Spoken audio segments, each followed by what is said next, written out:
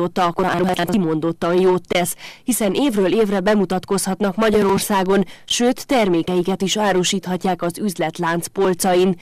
Idén ásványvizet, sajtféléket, erdei gyümölcskészítményt, de méhészeti termékeket is bemutatnak a székelykereskedők.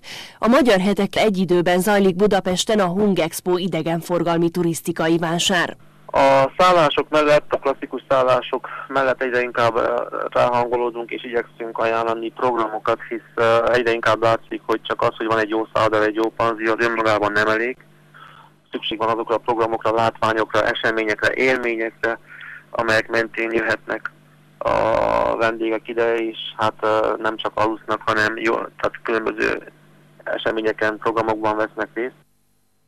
A Hungexpón jelen vannak szovátai, székelyudvarhelyi, sepsiszentgyörgyi, kovásznai és csíkszeredai vállalkozók. Mindkét rendezvény célja népszerűsíteni a székelyföldi termékeket és a turizmust.